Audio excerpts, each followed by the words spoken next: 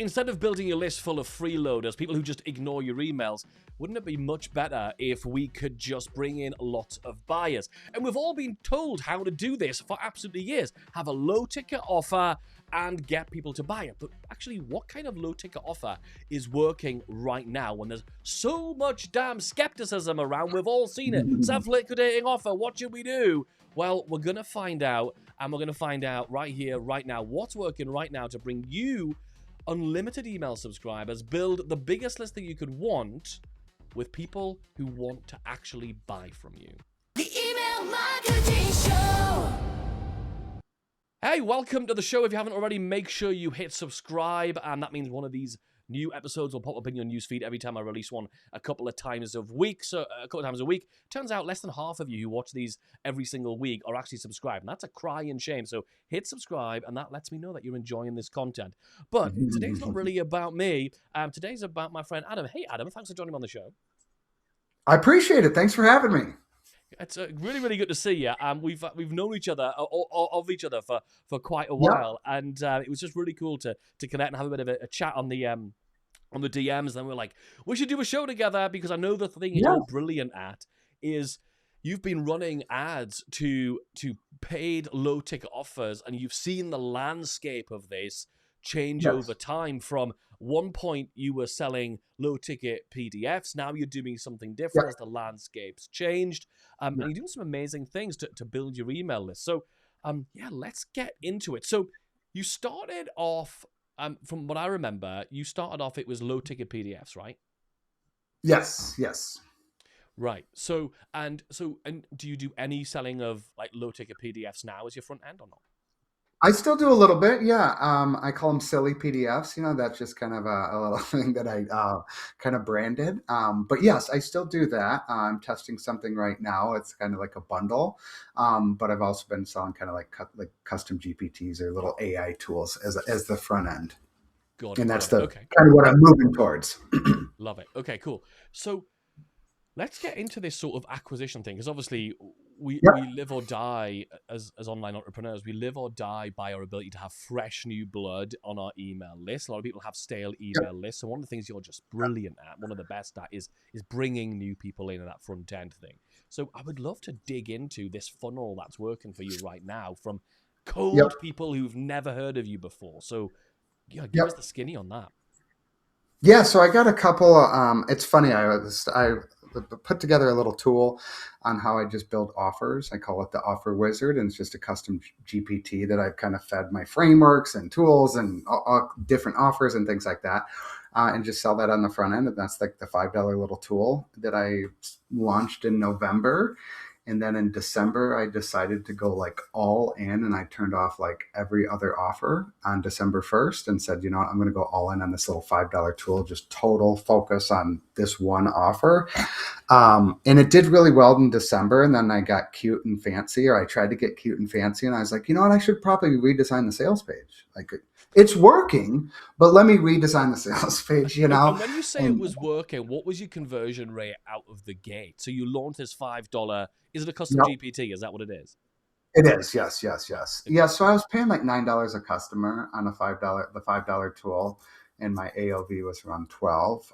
The conversion rate, like on organic, was like 8 or 9%. But of course, once I started running ads, that dropped down to, I think, 4 to 5%. And then once I started running ads to worldwide targeting, that really drops the conversion rate. But yeah, I was profitable on the front end. And like I said, I tried redesigning the sale. If it ain't broke, don't fix it. But I was trying to fix it or make it look prettier, And so I'm back down to, I had a realization of, let's just get back to what was working. I didn't need to tinker. I like to tinker and break things, But yeah, so it's working really, really well with just running ads to this little $5 tool. I love it. And so you found that the ugly version, or the original version that wasn't super beautiful, that's still like this old adage of ugly stuff works. Is the page pretty ugly? No, it was a white sales page that worked fine. No, it looked good. I built it on Lovable. And then I was like, I want the dark, I want the masculine, I want the sleek looking, the black page. And so I converted it over to black, and then conversions like fell off of a cliff. And I thought, you know what? It wasn't broken before. Why don't I just go back to? I like the black version better, but Mm. The conversions market don't like. didn't. The market didn't. Yes, exactly. Yes. I want to just talk about that then. So you're building your sales pages on Livable, on Lovable. So you are vibe coding your sales Yes. pages. Yeah. Tell us Uh about huh. Yes, it was crazy when I first put this tool together. It was an idea like in early November, and I had built it for some clients, and they were giving me really good feedback, and I was like, huh, maybe I should just sell this as a front end tool. And so that was in early November, and I had the idea, and I just plugged it. Like that was when I was first starting to play with Lovable. I no experience or very, very, very little experience, and I can't remember the prompt, but it was something basic like, hey, I need a sales page. I'm trying to sell this tool. That was probably the gist of the prompt. And it spit something out. And I thought, holy smokes, this looks really good. And, it was $20 a month or whatever it is. And I launched the product within 24 hours of like the idea of, I wonder if I should sell this. And then people were buying it, at $5. And it was like, wow, that was really like, and that just eliminates that excuse of, oh, I have to hire a copywriter and sales page designer. And not to say that that's not important, but it was just the speed in which I was able to launch this idea. It literally from idea to somebody became a customer. It was less than 24 hours. I didn't do like a big launch or anything like that. And it was like, holy smokes, dude, that was fast. And I didn't have my upsells in place. I didn't have I didn't have any of that crap. I was just like, what? I wonder if I can sell this within 24 hours from, again, idea to customer. And it worked. And did you have Lovable write the copy, or did you like write the copy and it did the layout? Like how were I you had using? Lovable do all of it. I had Lovable do all of it. Wow. Yeah, I had like, so I like having like humor in mind. So I have like some Craigslist ads, like some old Craigslist ads that went viral, like lawnmowers, cars, and things like that. So that's kind of my secret hack for sales copy and writing ads, is I just have like these old funny Craigslist ads, and I basically feed it into Claude or ChatGPT and say like, create me a sales page using these Craigslist ads as inspiration. Um, Wow. and so that's kind of how it did it. Yeah, but so I launched it. It worked, and then in the month of November, I added like an order bump and an upsell. My email follow up sequence for that in November was just give me your honest feedback. Like that was like, give me your honest feedback. You're not going to hurt my feelings. Like, does this tool suck? Is this tool good? What did you like about it? What did you not like about it? And I essentially spent November kind of just getting feedback from customers, and kind of building out the back end of the funnel. At first, like I said, it was just $5. Mm. And the goal wasn't necessarily like a bunch of money. The goal was like, okay, let's get some customers, and then let's get feedback from these customers. And then I launched ads on December 3rd after, I retooled the ChatGPT several times, based off of this feedback from people. Oh, this was confusing. I don't know how you did this, or blah, blah, blah, and okay, let me fix this, and then tweak this. I don't know how to use the tool. You didn't give instructions. And I was like, okay, that was like one of the most common. And so I asked ChatGPT, I just said, hey, can you give me instructions? And it spit out like 7 steps in it. So like, that's how I solved the problem. Was basically, I just used ChatGPT and it spit out like a quick start guide. And it was like, step 1, do this, step 2, do this. And it kind of explained some things. And then I included that in the email follow-up. And that cut down like customer support of people saying, I don't know how to use this tool, or it's confusing. Yeah. Yeah. So I kind of like just launched it super, super messy, and at $5, and then it was just working. And I was just like, I'm just going to keep it at this $5 and kind of build the funnel as on the back end. Love it. So you go from, I've got this idea for a thing, it's going to be a GPT, and you're finding Mm-hmm. like GPTs and tools are like a really good front end that are Yeah. grabbing people's attention. Even now, like, we're nearly, almost approaching halfway through 2026. What do you think about the fatigue of selling GPTs? Are you experiencing that in your ad results at all? Not. I mean, I don't use the term GPT. Just because some people, I say AI tool. Usually. And so I kind of don't use that language. I know that GPT is probably still pretty abstract. And you have to remember, like, most of society, I think, thinks, like, if you ask them what AI is, most of society would say ChatGPT, and that's it. Like, I mean, like, us entrepreneurs, I feel like quite a few. We're ahead of Yeah. society. But yeah, I don't use the GPT. I use it. I call it a wizard, and that was an idea I got from a different entrepreneur.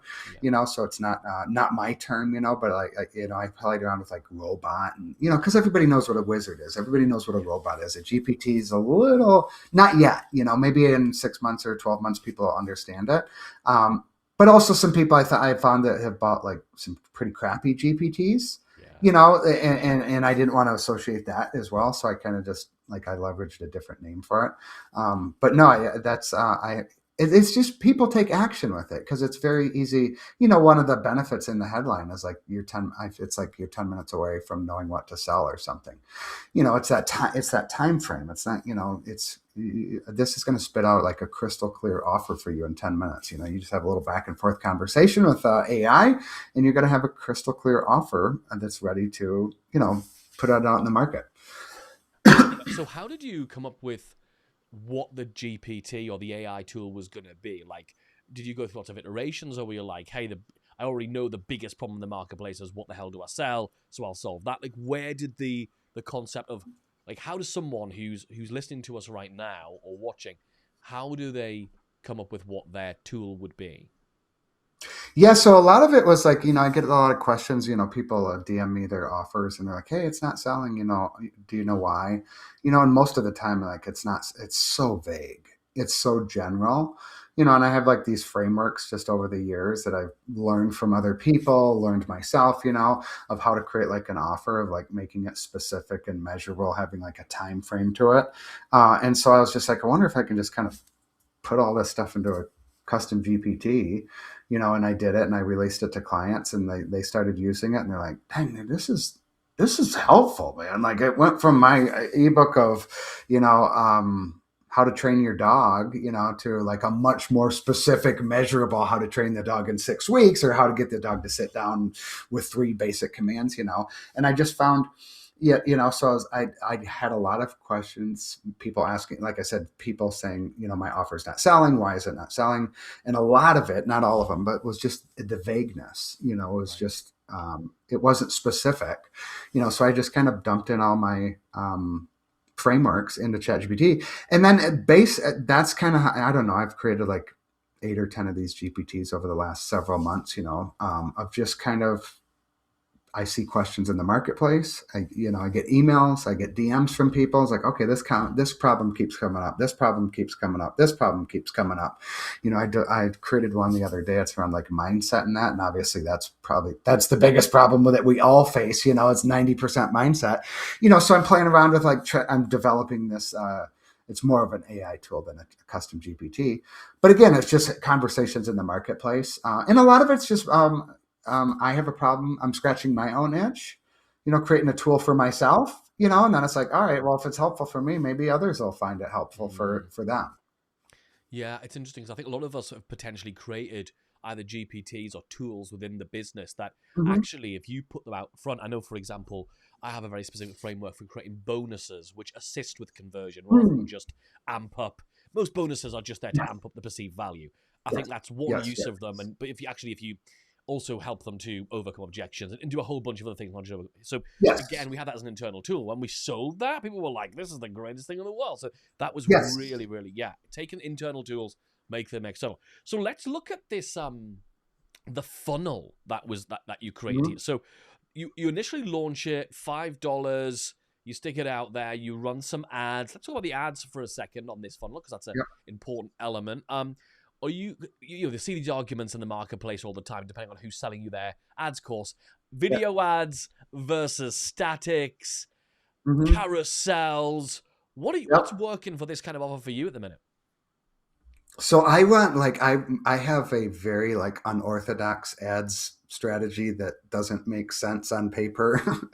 I really only run ads to I post reels on Instagram, and then if they perform well organically, I spend money on them. That's my ad strategy. And it's funny, I launched some ads. I launch when I launch ads, I launch them at midnight. And so I launched some ads at midnight today, just image ads. And I woke up this morning, I was looking at the stats. I was paying $3.91 a click. And I'm like, I messaged my friend and I'm like, why do I run these damn image ads? I learned the hard way. Like I have a way that I do it with my reels. It works. I'm not saying image ads don't work. I'm just not good at them. And I'm like, I need to stick with what works for me. And so what I like about kind of running ads to the reels, I'm not split testing like 70-11 things, long copy, short copy, videos, like you said, videos, carousel, image, blah, blah, blah, blah. I just run ads to my reels. That is it. If it makes a sale within like $50 to $75, I increase the budget. I test more audiences. If I don't make a sale, I move on to the next reel. That's my split testing. And what's really interesting, and this is by accident, I created a reel like it was December of 2024. And it was I said, at the end of the reel, comment the keyword, the ManyChat keyword. And it was the keyword was, and then ManyChat would send them a DM. And it was a link to a landing page or an opt-in page to get a free lead magnet. I ran ads to that reel.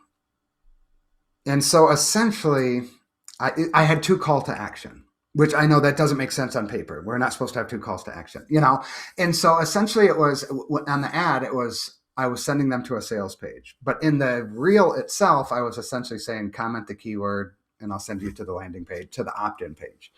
And it worked really, really, really, really well. Like some people bought right from the ad. Some people commented the keyword. I got their email. So it's kind of the best of both worlds type thing. What's really interesting that I have found out, at least for me, I have ran ads.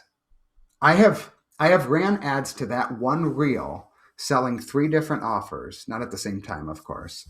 And I have made sales with 3 different offers profitably to that one reel. My point being is like, for me, I find the ad itself is like the biggest needle mover. The creative is the biggest needle mover. I've sold 3 different offers running ads to this one reel. On paper, it doesn't make sense. Just to clarify, you've got one Yes. reel. It's that same one video Yeah. where you're talking about a topic, but what you Yeah. DM them once they comment, you've switched out what the call to action is in the DMs. The DM is the same because I can't change anything in the ad itself, in the reel itself. It's the same keyword. It's a comment PDF, and I'll shoot you my 1-page passive income cheat sheet. That's the reel. I can't change anything like that. But when I run ads to it, I can change the call to action, the learn more. And I've sent it to 3 different sales pages, 3 different products, and I've made sales with all of them, which it doesn't make sense. Like, how does that reel make? Now that reel has like 25,000 comments on it, which That helps. That's social proof, and it's funny. That reel references 2025 in the hook. And I still get daily comments on it daily from December. I don't run ads to it anymore. I'm going to test it out to run ads to now, even in 2026, even though I say 2025 in the reel. I think it would still work. So it's weird that, like I said, the call to action is for the lead magnet. But when I run ads, it's to a sales page. Again, in the marketing books, that doesn't make sense to have 2 different calls to action. And I didn't plan on this. This was it was by accident when I started running ads to it. I was like, oh, wow, this reel is really working. And now I have this framework for this specific reel. And like, I just try to recreate that same reel. And what's interesting is most of my reels, like they're about 20 seconds long. 20 to 25 seconds long. The meat of the reel is identical. I just use it in CapCut. All I do is I swap out the hook and the CTA. Like that's it. But the meat of the middle 18 to 20 seconds, I recorded it 6 months ago, and then I'll just go outside and record a hook, a different type of hook. Sometimes I'll do it sitting in this chair. Sometimes I'll do it outside. Sometimes I'll do it in the car. Sometimes I'll do it with grass behind me, like different backgrounds. But again, the meat of the reel it's all the same thing. I'm just changing the hook and the CTA. Wow, that's great. So we do that, and you're running ads to that. That's great. You test it out. You bring it in. You testing the different hooks, same meat, same body, which is doing the sort of situation and poking the pain or whatever. Yeah. And then Yes. and then you've got the call to action, hey, comment, or hey, click the button. Mhm. Okay, great. Yes. They go to the sales page. There's a $5 thing. Now, once they get there and we're on $5, great. They've bought the $5 thing. What is the rest of the funnel? After someone's bought an AI tool, Mhm. people's brains now always, when I speak to them, they're like, great, but what the hell do I upsell these people? Because they're kind of tool buyers. They're like collectors of little gadgets. Do we sell them more Yes. gadgets? Like, what is the funnel? Like, so is there a bump offer, like, on the cart before? Yep. Like, tell me about Yeah. what's going on there. Yeah, so when we talked before this, I'm not super good at like funnels, or I don't consider myself super good at funnels. But the bump Folks, offer, can I just interrupt this gentleman for a second, right? To have a serious word, right? He says he's not good at funnels, right? Yet he's got a profitable funnel where he's able to bring people in at profit day zero, spending $9 and getting an AOV of 12. So his definition of good's different to mine. I know. We joked about this before. I beat Right. myself up on AOV could be a lot more, but my cost per acquisition is 9 and my AOV is 12. So I'm profitable at $3 on day 0. Right. So yeah, I guess technically that's good, but I really get in my head Technically, about so when you said he's not very good, what you mean is he's the best. He's the best at no. But yeah, I do. I mean, like I said, I get my head about the $12 AOV going. It should be 15 or 18 or 21, and even though I am profitable, not and then every when you get to single 15 day, or but 21, you'll think it has to be 32. When it's 32, you'll think it needs to be 100. it never ends. Yeah, You of know, course, yes, of course. it The inner never critic. ends. Great. So how do we get them from 5 to spending 12? Yeah, so I think so I've played around with the upsell. I only have one upsell. I have 2 order bumps, and I've played around with a lot of this, like interchanging, and I'm still playing around with it. Yeah. The upsell is just it is a PDF on how I run ads, kind of what we just talked about, for 27, and then an order bump I have is a video training, or a case study, I should say, of a launch that I did, and how I built up hype and anticipation for a launch.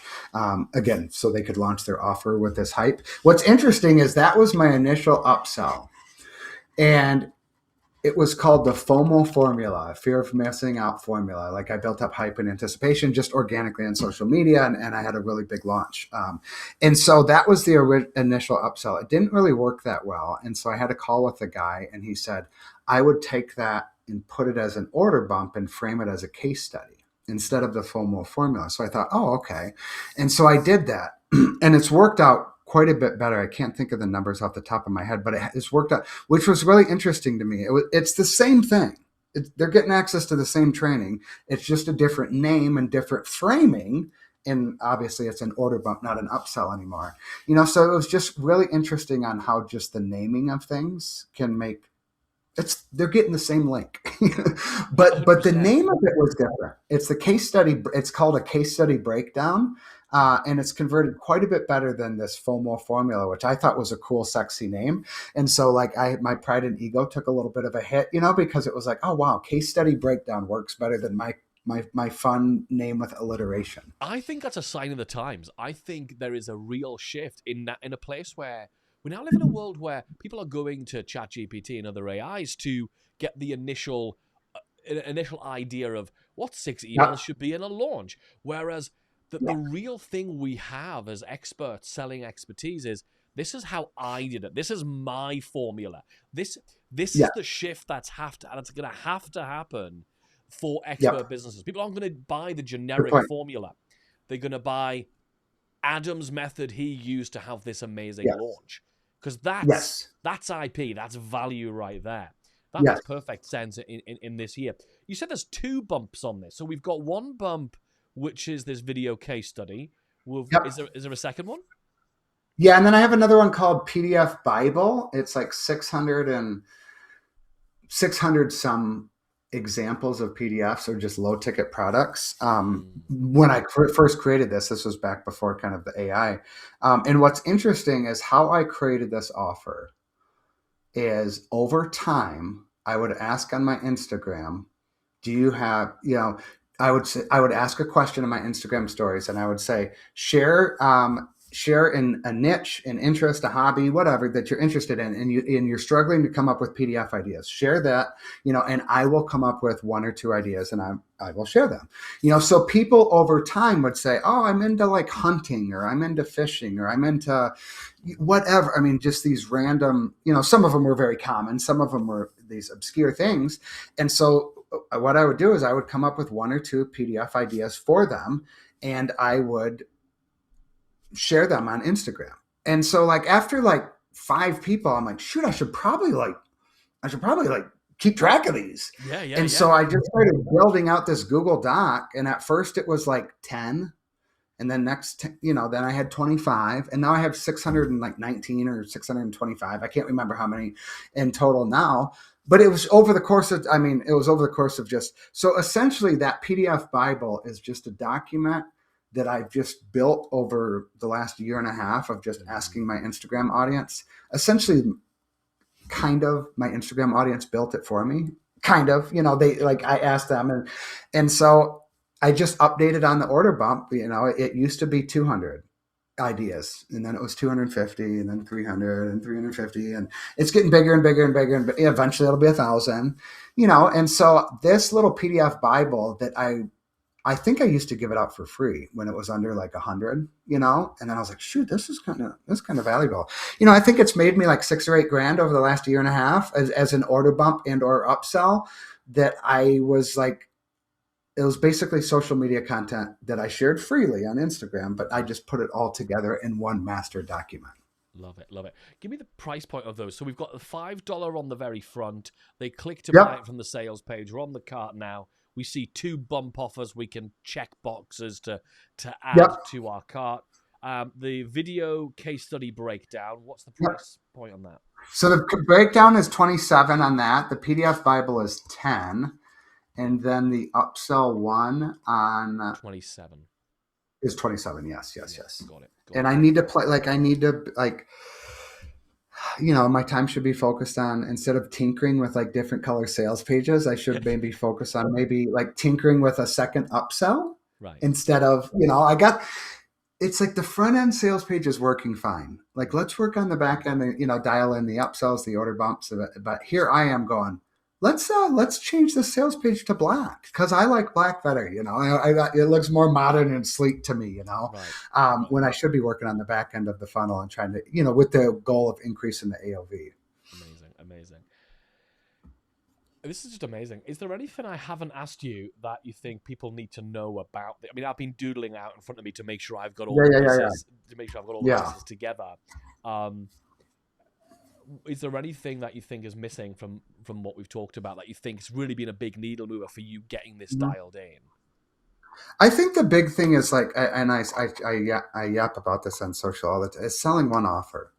And especially like I'm a big believer in that, and I know a lot of the big entrepreneurs like Taki Moore and Maria Went will say like sell one offer till you make $1 million. I haven't made $1 million, so I can't say that, but I see the value in selling one offer and just getting really focused on selling one offer and making that better. And I went like all in on this offer wizard on December 1st, which was scary. I was selling, at the time I had probably 3 or 4 other like digital products, PDFs, just, PDFs. But I had 3 or 4 that I'd sold, I've generated like 4,600 customers in the last 20 months. And so I was like basically saying like, I have other winning offers and I'm going to turn these things off and go all in on this like $5 tool. And that it was not easy. November 30th, I was like, December 1st is tomorrow. I'm going to go all in on this $5 tool. It might be really, really dumb and I regret it and I look like an idiot. Or it might be like, and so that's what I did. And I ended up selling the wizard, I think 659 times in December. And as I was working on the back end and still kind of trying to dial in the funnel, and it was like, holy smokes. And so like all of my messaging was around the offer wizard of selling that. And it just makes it, I just find so many entrepreneurs are trying to sell like 3 or 4 or 27 different offers, and it's really hard, especially organic, or if you're doing organic, it's really hard to create messaging around it's really hard to create messaging around 3 offers, let alone like 27, And so I really like thinking the analogy of your offer is the sun, and then that your content should be the planets orbiting the sun. And you don't have to have a call to action on every piece of content. I don't mean that, but it should. 80% of your content should be related and going back to your offer in some way. And I found over the years, I used to talk about email marketing all the time, and people would hit me in the DMs and be like, dude, you got to I had zero training on email marketing, but like a lot of my content on social media was about email marketing. And I get DMs. They're like, hey, do you have a training on email marketing? And I'm like, no, but I probably should. And then I'd talk about running ads, and at the time I had nothing on ads.